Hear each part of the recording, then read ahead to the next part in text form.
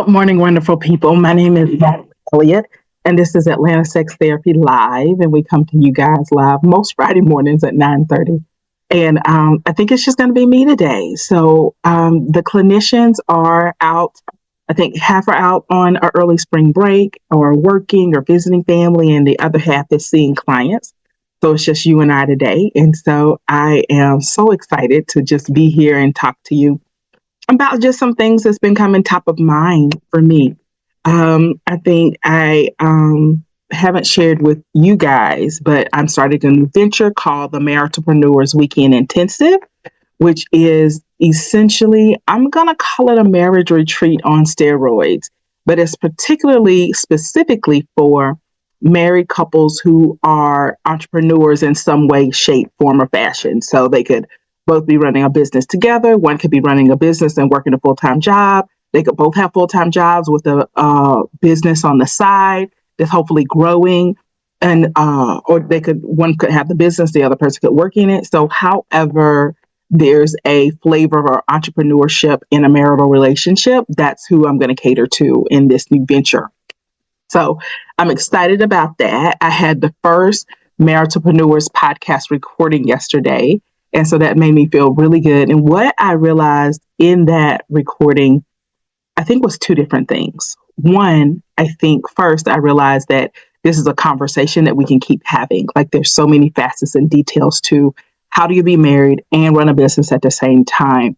One of the particular things that we talked about is when your partner has a failure. Because it's one thing when I fail, because I know it, I expected it, I knew this was a possibility, and I can just sit with my own failure. Which I'd like to say, if anybody's in business, you understand that you're going to have failure at some point in time. But when my partner fails, when my partner loses $300,000, that shakes my sense of security and my sense of self, and the relationship may be off kilter. So that's something that we're going to keep talking about. What came to mind most for me yesterday in that talk, and so glad to actually have y'all here to talk to today. To just have 30 minutes to talk. So in my Maritapreneurs framework that I'm continuing to build out, it was 7 content pillars or 7 pillars in the framework. So the first pillar was having a vision. Because once you have a vision, like you guys have really sat down and figured out, okay, what we want, how much do we want to make, and all of that. And a vision for your family, a vision for yourself, your own individual goals. Then you can move with a speed in which you will notice you'll blow past everybody else. And so once you have a vision, you can pick up velocity. So number 1 is vision and velocity. Number 2 was leadership. And I thought leadership was important, but it wasn't sitting right with me. Like leadership is important. That's definitely important. But right now, when I was talking to this wonderful couple yesterday, shout out to Tom and Melissa for being with me yesterday for my first recording of the Maritapreneurs podcast. But what came to mind to me is how much you have to work on yourself. And so I don't know if I want to change it to the leadership of self or find a different L word, because now I'm in love with that L. I've structured my memory around it being the V and then the L. And so, but there's no way you're going to have a successful marriage, a successful relationship, a successful partnership if you're not constantly looking at yourself and trying to improve yourself and grow. And so I was already talking about like leadership growth, but it's more than leadership growth. It's like growth of self. So I got to rework that framework in there, because I want Maritapreneurs to know that like you got to work on yourself. Like you've got to continue to show up each year in your marriage as a better version of yourself. Just refined and fine tuning and being able to look at yourself to say, like, I messed up. This is the area which I'm weak in. This is the area I may always be weak in. How do we compensate for that in the relationship? And being okay with that, not trying to be perfect. So that's the second tenet, which is leadership, which is going to be changing to something. Very loving couples.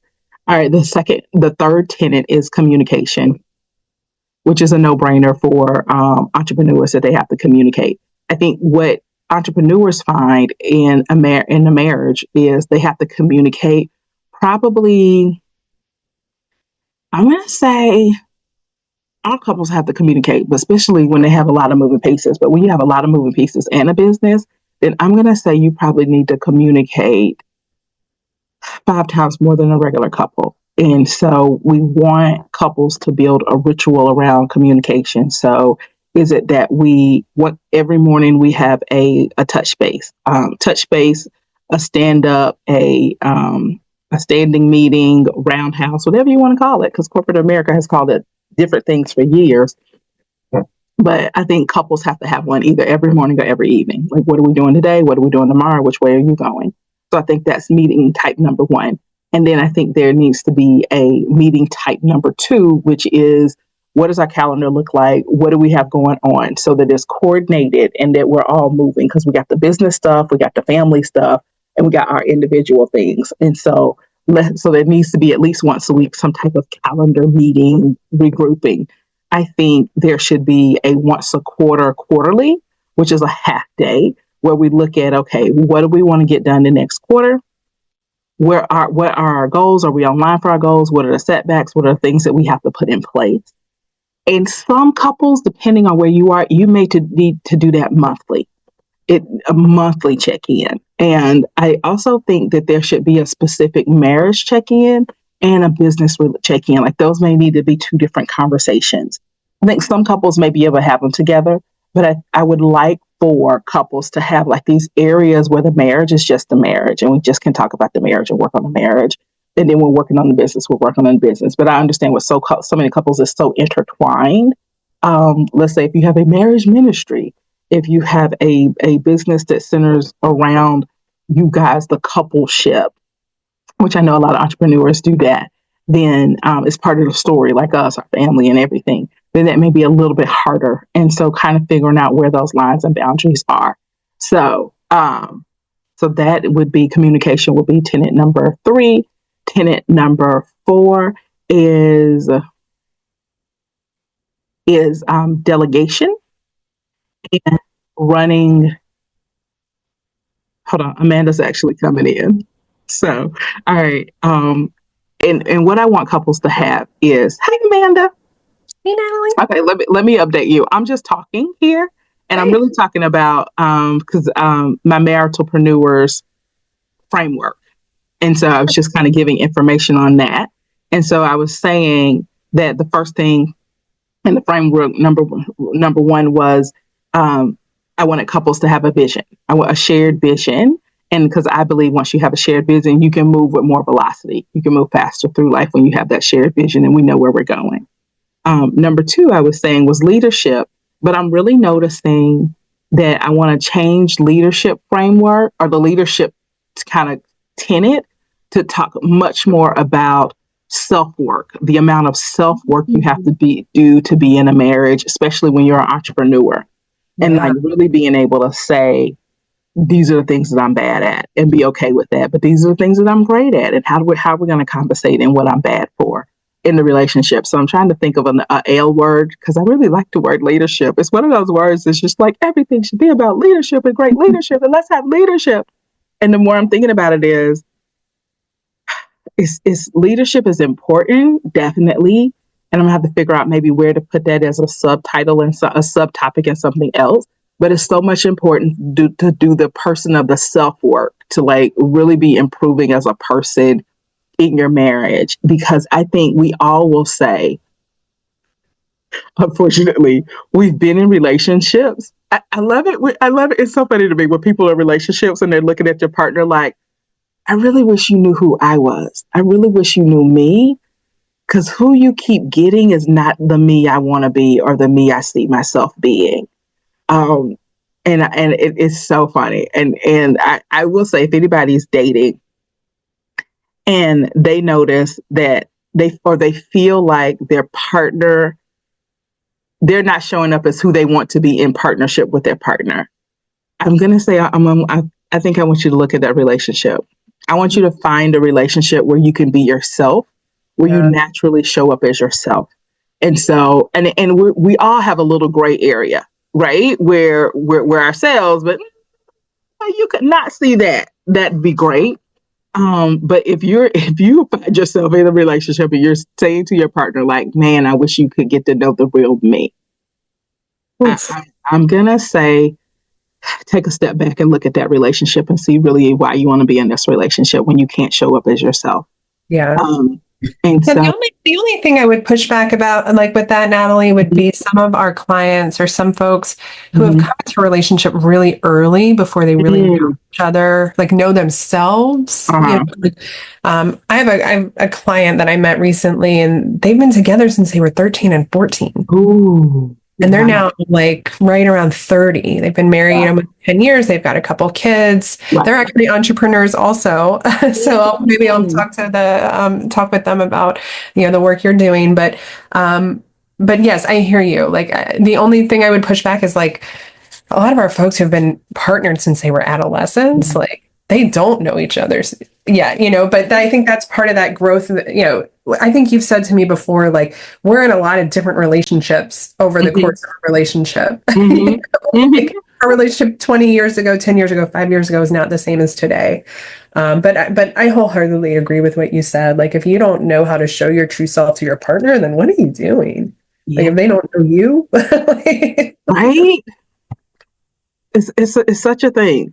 And so thank you so much for bringing that point up, because it is. So when you find yourself there, actually, y'all, Alicia Keys has a great song about the person you fell in love was not even me. So because she just talks about kind of, how you can kind of change yourself in a relationship, because essentially you want this person to fall in love with you. And then you realize the person you fell in love with is not me. Like I did all this work. So I love it. It's a cute little song she has on Tiny Desk. If anybody watched the Tiny Desk concerts, that song is definitely in there. I have to look. I saw hers, but it's been a while. So yeah, listen to it again and listen to it for that particular song. And so she just takes a minute to be real, and she talks about like she's finally learned to talk about things in the moment when it upsets her, and count to 5 when you love hearing that. Yes, I love when celebrities are real about this is how I've had to grow to be in relationship. And so, because I feel like some celebrities have painted this perfect picture of like, we're perfect. We were perfect when we met, and we've been perfect every day. And look at our perfect lives and our perfect house with our perfect kids. And so I love when they're real and they're like, no. I think it's Kristen Bell and Dax Shepard. Oh, I love them. They have talked about that, and they're marriagepreneurs. They are projects, and they work together, and they're actors, and they've been really open about that, which I love. They are like marriage. When it's long-term relationships, marriage or right. it's a lot. It's a lot. It's work. I want to say, if you haven't seen it yet, Kristen Bell does this song like ode to her therapist. Oh, it is so cute. You go find it. It's like, so she's in the office with her therapist. So she's basically, I love my therapist. And it's like, oh, Kristen, I loved you before, but I really love you now because you love therapists. And so it's such a cute little song. So, and Dax, if I'm not mistaken, he's one of those people that just anybody would love. But if I'm not mistaken, he had a substance abuse history. Yep. And they've been really good about that. And so I love the way he sits in the honesty of it all. And so, not that I want anybody to like have a substance addiction history, but there's a coming through that I've noticed that some people, once they come through it, they are so real and so honest and so open, and that it's just, it's delicious. Like just to see them talk, because they talk with such a presence of, I think, a presence of the duality of humanity, that we can be so awesome and so great and so terrible. Like I think they've really made and he's one of those people that I could just listen to him talk forever. I think I should, actually. I think he has a podcast I should listen to or something. I bet I would just love him more. But anyway, I love them more as a couple. So anyway, okay, so those tenets. So I'm changing leadership to something about self-growth. I got to figure out how a cute way to say it. Hopefully that starts with an L so it doesn't mess up the acronym. I'm going to save it in my mind. All right, so the next one in the Maritapreneurs is role alignment. is really getting couples to step into their various roles in the business and in the marriage. And what can happen is sometimes gender roles will overshadow what we need to be doing in the business. Mm-hmm. So, for example, I'm the man and I should be running the money. Okay, but your partner is an accountant. Yeah. So maybe be okay with that gender role having some flexibility with it, Or I'm the one who, makes the sales because I'm the salesperson. Yeah, but if we look at the numbers when your partner is actually doing the selling, they make more sales than you. And so, which I think we have to tackle self-growth and leadership, well, not leadership, but self-growth and mindset and being able to sit with your shadow side so that we can move into real role alignment. Like, We're so really, right. who does the better job in this? And let's just go with that. And like, who does the better job in this? And go with that. And just like continue to really be okay with the truth of what it is, the truth of kind of what it is, what's going to get us the results. So, and then the next thing in Maritapreneurs kind of framework is repairs, is relationship repair. And so being able to repair, being able to forgive. So Tom, Melissa, and I had a wonderful conversation about forgiveness yesterday. But really, I think communication is important in relationships, but that repair, if you don't learn how to repair when something has gone terribly wrong, yeah, you get stagnated because it's just kind of these hurts just build up, kind of the proverbial, we swept it under the rug. And now every time we walk in the room, we fall down because we're tripping up all of this stuff. Natalie, you're so right. And you're bringing up so much for me. Like, we don't teach repair. We teach apologies. And, I come from a cultural tradition where, we talk about like forgiving and forgetting a lot. Like my cultural tradition does not support that. Like, there's not that automatic, like forgive and forget. So I love that. Like, I don't lead with like, I have to forgive everybody who says I'm sorry. Cause I tell that clients all the time, just cause somebody says they're sorry doesn't mean you have to forgive them. But, we don't teach that repair piece. And for couples, for some folks, like you can say, I'm sorry till the cows come home. But and I think we see that in a lot of our couples with infidelity, betrayal, just mistakes. Like you can say sorry forever, but until you make that meaningful repair, it just doesn't, it doesn't matter. Yeah. One of the things that Tom and Melissa talked about yesterday that I was like, oh, that's good, is that Tom particularly feels like that when forgiveness is taught, it's taught as if it should be done relatively quickly. Yeah, that's like what I mean. In a week, 2 weeks, 3 weeks. And so he was like, it is a process. And when you're talking about in a marital relationship, especially with an entrepreneur flavor to it, sometimes there's some really big repairs we have to make. Like we bet the farm and we lost the farm. Yeah. And now I'm in an apartment complex, huge. And so really learning how to come back so that the couple is able to repair and have some resiliency. Yeah. I think if anybody is in business, failure is part of the process of business. So even if we launch a business, it may fail. If I'm not mistaken, I feel like 7 out of 10 businesses that launch fail. That sounds right. Yeah. And yet, we're Americans and everybody should have a business and we should all be in business and you should all be successful. So we don't talk enough about when a business isn't successful. And I bet you said it before, Natalie, before I jumped on, but what's the divorce rate for entrepreneurial couples? 75%. Which is kind of similar to the business failure rate. You're right. It is. So, oh my God, that's so good. I hadn't put that too closely together. A mirror, maybe a mirror unto itself. It is. Oh, it's so. And I believe it's all those things.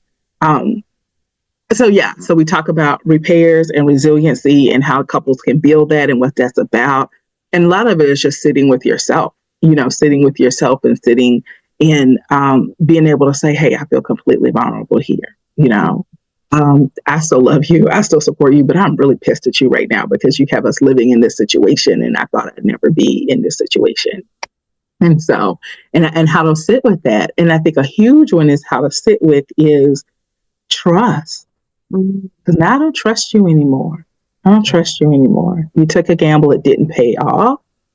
And so, and the thing about it is, I think trust in, like, with affairs and fidelity, that's kind of, God, I don't want to minimize that, but I think it's a trust that somehow we all are almost a little bit prepared. Like, we know it's much more of a possibility that my partner could cheat because we see it everywhere in culture and everything. So I think we're a little bit more prepared to have that trust broken and rebuild it. I think I won't say like you wake up saying, "Oh, I'm okay if I get my trust gets broken today." I'm not saying that. I'm saying that we know it's much more of a possibility for my trust to be broken in that way. Whereas I wasn't prepared not to trust you to pay the mortgage. Oof, And yeah. so that one, I think, shakes some people to the core more Yeah. because I never thought I'd have to question where I was going to live and how I was going to feed my kids being with you.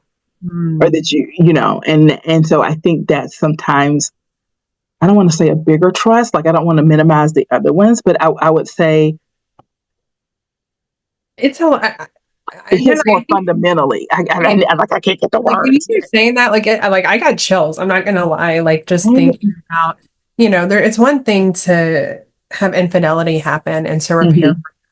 Mm-hmm. There's a lot of reasons somebody might step out physically. Mm-hmm. But what you're getting at, like you said, that's like that fundamental, like Mm-hmm. safety, security. Like we went into this business and now we are eating cereal for dinner and can't. Right. And Yeah. I don't trust the man or woman. Right. Or, Yeah. whew, like really, you gave me like that hit me. Yeah. It Um, is. I don't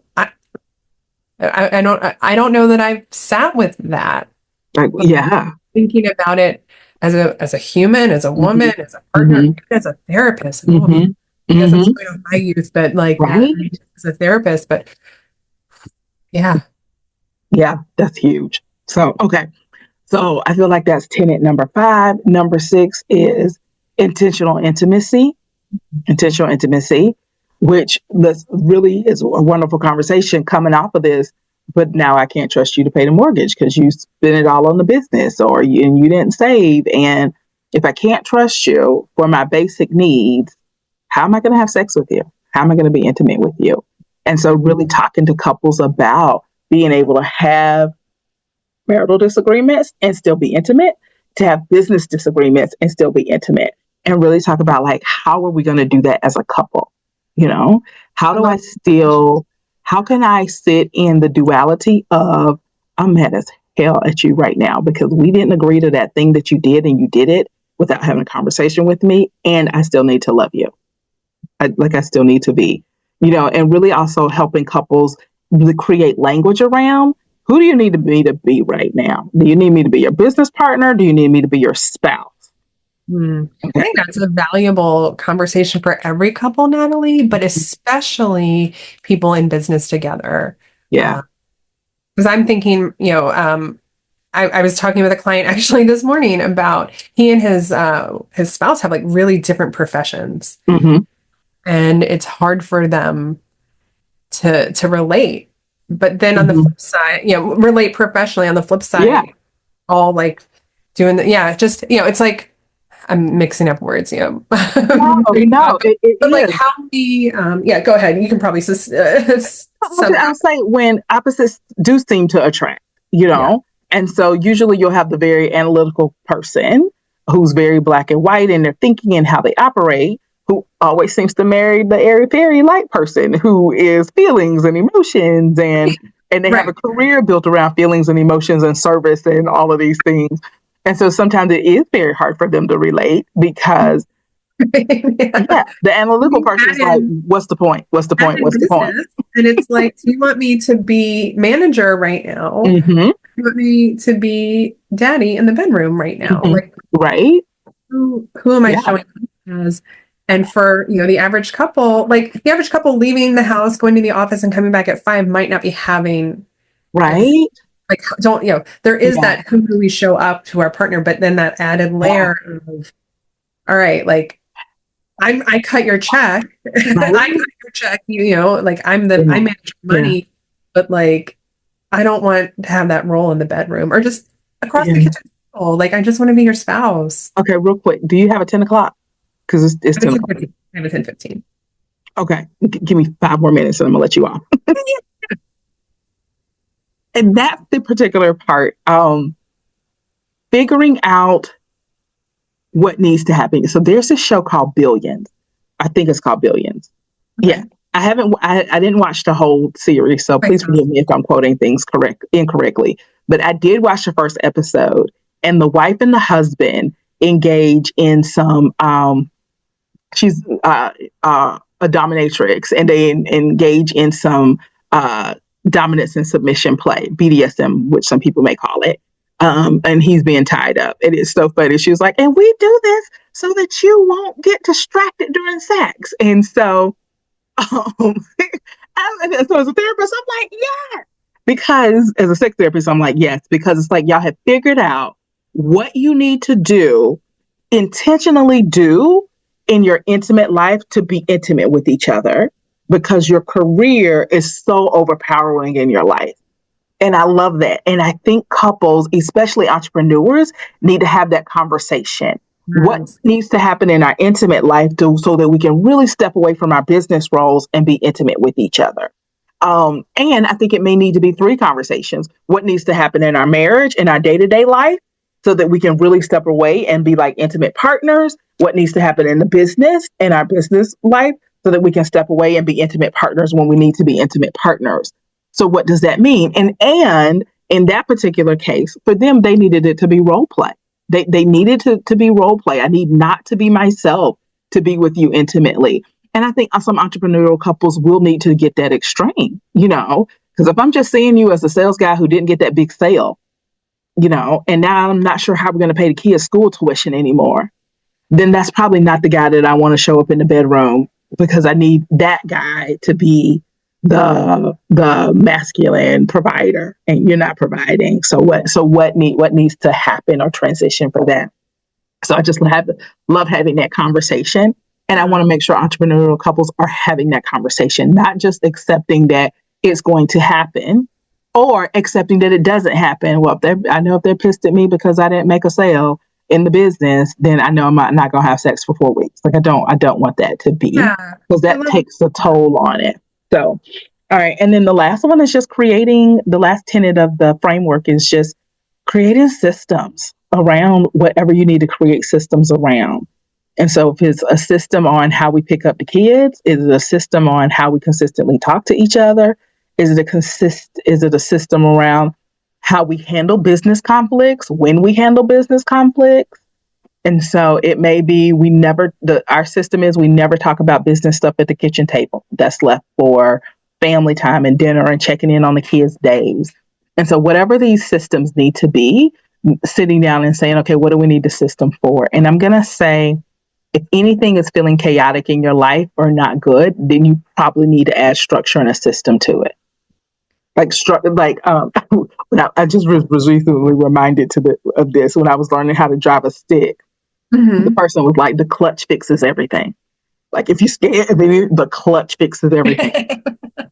And I'm going to say, I won't say structure and a system fixes everything, but it will fix 80 to 90% of stuff if you get a structure and a system in. Like once we know, okay, this needs to happen when this happens, this happens. This is our business protocol for this. Like that's going to take out so many arguments. So when you, as an entrepreneurial couple, and you're having a disagreement, 9 times out of 10, you haven't sat down and wrote either a protocol for it, a procedure call for it, or we haven't come up with a family system to support that. As simple as getting the trash taken out. Okay, how are we going to get that? Okay, what's the system? Who's in charge of it? When does it need to be done? Do you need to be reminded? Okay, what's the reminder system we need to put in place for you? And so doing that. So anyway, wonderful people. Amanda, thank you so much for coming on. I appreciate it. And so I'm going to let you go so you have like a minute to breathe because I know you jumped straight in from your other one. And thank you for showing up today, and I'll see you next time. I'll see you next time. Bye. Bye. Bye, everybody.